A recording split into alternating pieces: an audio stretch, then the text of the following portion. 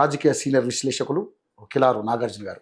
నాగార్జున గారిని అడిగి మరి రాజకీయంగా ఆంధ్రప్రదేశ్లో ఏం జరుగుతుంది, మరి అక్కడ పరిపాలన విధానం ఏ విధంగా ఉంది, మరి అంటే రానున్న ఎన్నికల్లో వైఎస్ఆర్సీపీ భవిష్యత్తు ఏ విధంగా ఉండబోతుంది, ఆయన మాటలు తెలుసుకుందాం. సార్ నమస్కారం. నమస్తే అండి. ముఖ్యంగా అంటే ఆంధ్రప్రదేశ్ మనం చూస్తూ ఉన్నాం సార్. గతంలో వాళ్ళు వైనాట్ 175 అన్నారు. చంద్రబాబు నాయుడు గారు ఒక మనం అంటే మరి గమనించడం లేదు, నేను ఈ మధ్య ఒక దాంట్లో చూసా, ఒక చిన్న వీడియో చూసా. ఆయన తమ్ముళ్ళు ఏంటంటే నేను మీకు 11 ఏరని ఇట్లా సింబాలిక్ అప్పుడే ఇచ్చేసాడు, ఇదే విజన్ 2020 విజన్ 2023 అనుకున్నాం. అప్పుడు అది తర్వాత అర్థమైంది.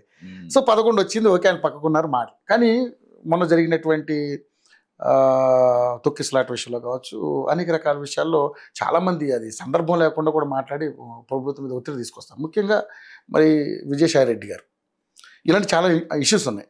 ఏంటి సార్ అసలు వీటన్నిటి మీద ఏం సమాధానం చెప్దాం అనుకుంటున్నారు? అంటే ఒకటండి, మనం ఒకటి అనుకుంటే ఇంకోటి జరిగింది అనుకోండి. మనం ఒకటి తెలిస్తే దైవం ఒకటి తెలిసింది. దైవం తెలిసేది తన దైవ నిర్ణయం వేరే ఉంటుంది. ఓకే. కానీ మనం అనుకున్నది జరగకపోతే, అది కూడా వైనాట్ 175 అని ప్రపంచంలో ఏ పిచ్చోడు తీసుకున్నటువంటి ఒక స్లోగన్ తీసుకొని తను నమ్మటమే కాకుండా మీరందరూ కూడా నమ్మండి అని బలవంతంగా వాళ్ళ మీద రుద్ది, ఓడిపోతామని ఎలక్షన్ అయిపోయిన తర్వాత కూడా ఇక అయిపోయింది మన పని అన్న తర్వాత కూడా లండన్ వెళ్తూ మనమే గెలుస్తున్నాం అని చెప్పి జనానికి చెప్పి వెళ్ళిన తర్వాత కట్ చేస్తే 11 సీట్లు వచ్చిన తర్వాత ఏమవుతుందంటే సహజంగానే మానసిక సమతౌల్యం దెబ్బతింటుంది. ఓకే. అంటే నేను కాస్త గౌరవప్రదమైన భాష వాడుతున్నాను, చెక్కుతుందా అలాంటి మాటలు మనకు కొంచెం ఇబ్బంది కాబట్టి. ఆయన లండన్ వెళ్ళక ముందు పిచ్చి పరాకాష్ఠ చేరింది అనుకోవాలి.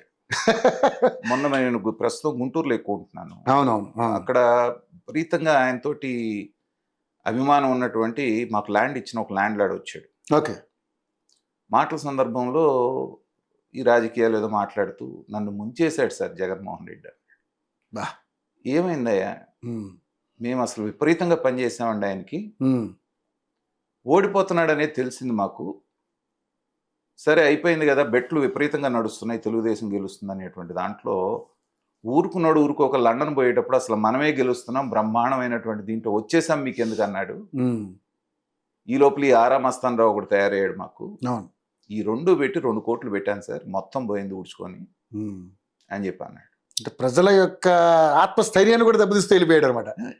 అయిపోయారు అన్నటువంటిది ఒక్క మాటలో ఆయన మార్చేయగలిగాడంటే ఎంత ప్రజల్ని మత్తులోకి తీసుకెళ్ళాడు.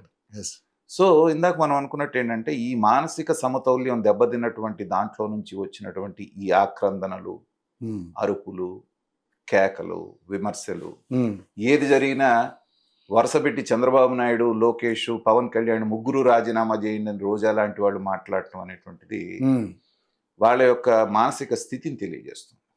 ఎందుకంటే నిండా 7 నెలలు కాలేదు, 7 నెలలు ఇప్పుడే 8వ నెలలకు వస్తున్నాం. అలాంటి సందర్భంలో ప్రభుత్వానికి 164 సీట్లు ఇచ్చి ఎన్నుకున్నటువంటి ప్రజలు ఎన్నుకున్నటువంటి ప్రభుత్వాన్ని ఎక్కడో ఏదో సంఘటన జరగగానే మీరు అందరూ రాజీనామా చేయండి అని అడుగుతున్నారంటే ఏంటంటే 30 సంవత్సరాలు మనమే అధికారంలో ఉంటాము అనేటువంటి ఒక ధీమా నుంచి అధపాతాళానికి పడిపోవటం మూలాన జరిగినటువంటి ఆశ నిపాతం అంటారు. సో ఆ దెబ్బ ఇంకా వాళ్ళు పూర్తిగా కోలుకోవాలి. సో దాంట్లో నుంచి వస్తున్నటువంటి విమర్శలు. ఇక విజయసాయి రెడ్డి గారు అంటారు, నేను గతంలో చాలాసార్లు నా విశ్లేషణలో జగన్మోహన్ రెడ్డి గారిని దుర్యోధనుడితోటి, ఈ ఎవరైతే A2గా ఉన్నటువంటి విజయసాయి రెడ్డిని శకునితోటి నేను పోల్చేవాడిని. ఇప్పుడే కదా చాలా డిబేట్స్లో నేను మాట్లాడాను. జగన్మోహన్ రెడ్డి గారిని దుర్యోధనుడితో ఎందుకు పోలుస్తాను అంటే, తను చేసేది తప్పని తెలిసినా, తప్పని పక్కవాళ్ళు చెప్తున్నా, తను పట్టిన కుందేలికి 3 కాళ్ళు, నాదే ఫైనల్ వర్డ్ అవ్వాలి, నాదే ఫైనల్ మాట కావాలి, మాట తప్పను మడమ తిప్పను అనేటువంటి ఒక స్లోగన్ని, పనికిమాలిన స్లోగన్ని మనిషి అనేవాడు మడమ తిప్పాలి అవసరమైనప్పుడు. డెఫినెట్లీ తప్పు చేస్తూ నువ్వు 4 అడుగులు వేసిన తర్వాత తగ్గేదేలే అని నేను మడమ తిప్పనంటే ఏమవుద్ది, 11కి వచ్చి కూర్చుంటారు. కాబట్టి అలా అన్నది ఎవరు చరిత్రలో మనకి ఒక దుర్యోధనుడే కనబడతాడు. అందరూ చెప్పారు, ఆ సభలో ఉన్నటువంటి భీష్ముడి దగ్గర నుంచి, ద్రోణుడి దగ్గర నుంచి, కృపాచార్యుడి దగ్గర నుంచి, ఒరే న్యాయం వాళ్ళ పక్కన ఉంది, 5 ఊళ్ళన్నా ఎవరా బాబు బతికిపోతాము, జాగ్రత్తగా ఉండరా అంటే పక్కనున్న శకున్ లాంటి వాడిని, కర్ణుడు లాంటి మాటలు నమ్మి అసలు నా అంతటోడు లేడన్నాడు. ఏమైంది? తను పోవటమే కాకుండా మొత్తం కురువంశాన్ని నాశనం చేశాడు. కౌరవ్ మొత్తం క్షయం అయిపోయింది. కాబట్టి ఆ చరిత్రలో ఆయన చూసాం, మనం కథలు చదువుకున్నాం, దాన్ని ప్రత్యక్షంగా లైవ్లో జగన్మోహన్ రెడ్డి గారి పరిస్థితుల్లో చూసాం. తప్పు చేస్తున్నప్పుడు ఒక ఆడిటర్గా ఉండి నువ్వు ఇలా అయితే శిక్ష పడుతుంది, నీకు అవుట్ ఆఫ్ ద వే వెళ్తున్నావు అనేటువంటిది కాకుండా 3 తరాల నుంచి వాళ్ళ సేవలో తరిస్తున్నటువంటి విజయసాయి రెడ్డి వాళ్ళు చేసినటువంటి తప్పులో వాళ్ళ భాగస్వామ్యం ఎంత ఉందో దానికంటే ఒక 10% భాగస్వామ్యం ఇతందే ఎక్కువ ఉందని నేను భావిస్తాను. వాళ్ళు చేసే ప్రతి తప్పుడు పనికి బాటలు వేసింది ఇతను, చేయాలన్న ప్రతి తప్పుడు పనికి ఏర్పాట్లు చేసింది ఇతను, షెల్ కంపెనీలు చేసి ప్రభుత్వానికి చట్టానికి దొరకకుండా ఎలా తప్పించుకొని తిరగాలనేటువంటిది ప్రోత్సహించింది, గైడ్ చేసింది ఇతనే. మరి 100 ఎలుకలను తిన్న పిల్లి తీర్థయాత్రలకు వెళ్ళిందంటే ఎవరన్నా నమ్ముతారు? విజయసాయి రెడ్డి గారి పరిస్థితి అలాగే ఉంది. చేయాల్సిన వెధవ పనులని చేసి రాష్ట్రాన్ని సర్వనాశనం చేసేసి కుక్కలు చింపిన విస్తరలాగా చేసి ఇవాళ అతను ఎందుకు వెళ్ళాడు రకరకాల విశ్లేషణలు వస్తున్నాయి.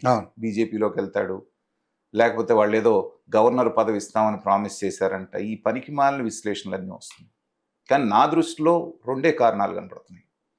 ఒకటి, 2022 సంవత్సరం నుంచి ఎప్పుడైతే వైజాగ్లో ఇతని మీద విపరీతమైన ఆరోపణలు వచ్చి అక్కడి నుంచి కంప్లైంట్స్ వచ్చినాయో జగన్మోహన్ రెడ్డి గారికి అర్థమైంది ఏంటంటే, నా పేరు చెప్పి నాకు 10 రూపాయలు సంపాదిస్తే వీడు 50 రూపాయలు తింటున్నాడు అనేది క్లియర్గా అతనికి అర్థమైనప్పటి నుంచి పక్కన పెట్టడం మొదలుపెట్టాడు. పక్కన పెట్టడం మొదలు పెట్టడమే కాకుండా ప్రతి సందర్భంలో అవమానించడం మొదలుపెట్టాడు. సందు దొరికినప్పుడల్లా విజయసాయి రెడ్డి ఏముందా, ముసలోడు పని అయిపోయింది, అతనితో మీకెందుకు, పలానా వాళ్ళ దగ్గరికి వెళ్ళండి, ఇట్లా. సో అది హ్యూమిలియేషన్ స్టార్ట్ అయింది. మనిషికి లోపల ఎంతన్నా అన్ని తప్పుల్లో నీతో పాటు నేను జైల్లో ఉన్నాను, నీకోసం ఇన్ని కష్టాలు పడితే నన్ను పక్కన పెడతాడా అనేటువంటి ఫీలింగ్ ఉంది. ఒకటి. రెండవది, పార్టీ 100% ఓడిపోయింది అంటే జగన్మోహన్ రెడ్డి గారి మూలానే ఓడిపోయింది. కర్త కర్మ క్రియ. ఆ రోజున విజయానికి ఆయనే కారణం, ఇంత దారుణమైనటువంటి అపజయానికి కారణం కూడా ఆయనే. స్వయంకృత అపరాధం 100%. అన్నప్పుడు ఆయన దాన్ని తన బాధ్యత నుంచి తప్పించుకుంటూ విజయసాయి రెడ్డిని, సజ్జల రామకృష్ణారెడ్డిని బలిపశువులుగా చేయడానికి ప్రయత్నం చేశాడు. వీళ్ళ యొక్క తప్పిదాల మూలానే అని ఆయన డైరెక్ట్గా చెప్పకుండా ఇండైరెక్ట్గా హింట్లు ఇవ్వటం మూలాన క్యాడర్ మొత్తం వీళ్ళ మీద ఇరదీసుపడుతుంది. వాళ్ళ నాయకులందరూ ఏమంటున్నారు, ఆయన చుట్టూ జరిగినటువంటి ఒక 5 రెడ్లు ఆ రకంగా పోర్ట్రేట్ చేశారు. కరెక్టే. ఈ పార్టీని నాశనం చేశారు. జగన్మోహన్ రెడ్డి మంచాడే. చూసారా అంత. ఇది రాజకీయం అంటే, ఇది రాజకీయం, ఇది రాజకీయం, ఇది మింగుడు బళ్ళ. వీటన్నిటి తోడు పులి మీద పుట్రలాగా ఆ కాకినాడ సీపోర్ట్ వ్యవహారం వచ్చింది.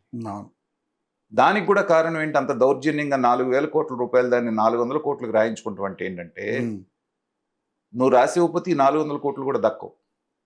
ఇది రాజశేఖర రెడ్డి గారు ప్రవేశపెట్టినటువంటి పాలసీ. గతంలో బ్రహ్మాండమైనటువంటి ఇండస్ట్రియలిస్ట్గా, వ్యాపారవేత్తలుగా ఉన్నటువంటి ఒక సత్యం రామలింగరాజు గారిని, ఒక మ్యాట్రిక్ ప్రసాద్ గారు లాంటి వాళ్ళు, వీళ్ళందరూ కూడా చంద్రబాబు నాయుడు గారి చేతిలో గ్రూమ్ అయినటువంటి అప్పుడు కొత్త తరం వ్యాపారవేత్తలు. నీతితో, నిజాయితీతో, నిబద్ధతతో వ్యాపారం చేస్తున్నటువంటి వాళ్ళని పార్టీ మారి తెలుగు కాంగ్రెస్ రాగానే వాళ్ళని పిలిచి 2 ఆప్షన్స్ ఇచ్చాడు. నేను చెప్పినట్టుగా చేస్తే మీరు ఇప్పుడు 100 కోట్లలో ఉన్నవాళ్ళు 1000 కోట్లలోకి వెళ్తారు, ప్రభుత్వ అండదండలు మీకు పూర్తి స్థాయిలో ఉంటాయి, లేదంటే మీ వ్యాపార సామ్రాజ్యాలను మూసేసుకోవాలి. 2 ఆప్షన్స్ ఇచ్చాడు. మరి ఒక 20 సంవత్సరాలు శ్రమ చేసి బ్రిక్ బై బ్రిక్ కట్టుకొని ఒక సామ్రాజ్యాన్ని నిర్మించుకున్న ఏ వ్యాపారవేత్త అయినా ఏ ఆప్షన్ ఎన్నుకుంటాడు చెప్పండి? అంతే కదా. ఆబ్వియస్గా అక్కడ 1000 కోట్లలోకి వెళ్ళేటి మనిషి అన్న తర్వాత ఆశ ఉంటుంది డెఫినెట్లీ. సో ఆ ఆశకి కక్కుర్తిపడ్డందుకు ఇవాళ నేను చెప్పిన 2 పేర్లు ఎక్కడ ఉన్నాయండి? ప్రపంచ స్థాయిలో ఉండాల్సిన సత్యం రామలింగరాజు గారేమో అస్త్ర సన్యాసం చేసి పాపం జైలు జీవితం అనుభవించి ఎవరికి ఎక్కడ ఉన్నాడో కూడా తెలియదు. అసలు కనుమరుగైపోయాడు ఆయన. మ్యాట్రిక్స్ ప్రసాద్ అన్నటువంటి నిమ్మగడ్డ ప్రసాద్ ఎక్కడ ఉన్నాడో తెలియదు. ఇలాగ స్వయంగా చేతులారా వాళ్ళ కోసం వాడుకొని నాశనం చేసి జీవితాలు నాశనం చేయటం అనేటువంటిది రాజశేఖర రెడ్డి గారి జమానా నుంచి మొదలైంది. ఆయన వారసుడిగా వచ్చినటువంటి జగన్మోహన్ రెడ్డి కంటిన్యూ చేశాడు. చేయాల్సిన తప్పుడు పనులన్నీ వీళ్లతో చేయించి ఎలాగ స్కేప్ గోట్స్గా చేసుకుంటూ వచ్చాడు చూడు. సో ఒక్కొక్కళ్ళుగా కాస్త స్టేచర్ ఉన్నటువంటి నాయకులు, కాస్త నాలెడ్జ్ ఉన్న నాయకులు ఒక్కొక్కళ్ళుగా పార్టీని వదిలిపెట్టి వెళ్తూ ఉంటే ఇవాళ సాయిరెడ్డి కూడా వెళ్ళిపోయిన తర్వాత నిజం మాట్లాడుకోవాలంటే స్టేచర్ ఉన్న నాయకుడు ఒక్కడిని చెప్పండి ఆ పార్టీలో. ఇంకెవరున్నారు సార్? ఒక్క బొత్స సత్యనారాయణ లింగులు ఇటుకుమంట పట్టుకొని, అది కూడా మీకు మండలిలో అపోజిషన్ లీడర్ పదవి వచ్చింది కాబట్టి ఎమ్మెల్సీ ఇచ్చాడు కాబట్టి ఉన్నాడు, కానీ లేకపోతే ఆయన సర్దుకునేవాడు. అప్పుడు కూడా ఆయన మీద ఆరోపణలు వెళ్తున్నాడు అన్నారు. మరి ఆయన తప్పితే ఇవాళ స్టేచర్ ఉన్న ఒక్క నాయకుడిని చూపించండి. వైవి సుబ్బారెడ్డి, చెవిరెడ్డి భాస్కర్ రెడ్డి, వీళ్ళందరూ అసలు దాంట్లో రారు. మరి వాళ్ళ గురించి కూడా పెద్ద టాపిక్ కూడా లేదు. నీ కోసం జీవితాలు త్యాగం చేసి ఆ రోజు నువ్వు రాజీనామా చేయమనగానే పదవులు ఉన్న వాటికి ఎమ్మెల్యేలకు రాజీనామా చేసి నీతోటి ఉండి చేసిన వాళ్ళు ఏమైపోయారు ఇవాళ? ఒక రోజా, ఒక అంబటి రాంబాబు, వీళ్ళు ఏంటంటే మైక్ ముందుకు వచ్చి మాట్లాడటం, అంతకు మించి నీకు వాళ్ళు చేసేది, నువ్వు అది డ్యామేజ్ చేస్తుందే కానీ నీకు మేలు చేసేది ఏం లేదు. అది జనం కూడా గమనిస్తున్నారు. కాస్తో కూస్తో స్టేచర్ ఉన్నటువంటి కొంత క్రెడిబిలిటీ ఉంది, మంచి వాళ్ళు అన్నటువంటి మోపిదేవి వెంకటరమణ లాంటి వాళ్ళు, ధర్మాన ప్రసాదరావు లాంటి వాళ్ళు, మిగతా వాళ్ళు ఎవరు నీతో లేరే. కాబట్టి విజయసాయిరెడ్డి పోవటం అనేటువంటిది ఏంటంటే, నన్ను ఈ 2 రకాలుగా మీరు ఇరుకుని పెట్టారు కాబట్టి, ఒకటి నన్ను అవమానించారు, రెండవది నన్ను స్కేప్ గోట్ని చేయబోతున్నారు. కాబట్టి వెళుతూనే నర్మగర్భంగా మొన్న అతను ప్రెస్ మీట్ గనక మనం చూస్తే దాని మీద 2 గంటల విశ్లేషణ చెప్పొచ్చు. అతను పైకి ఒక మాట మాట్లాడుతున్నాడు, అంతర్లీనంగా ప్రెస్కి మిగతా జనానికి ఇంకో మాట చెప్తున్నాడు.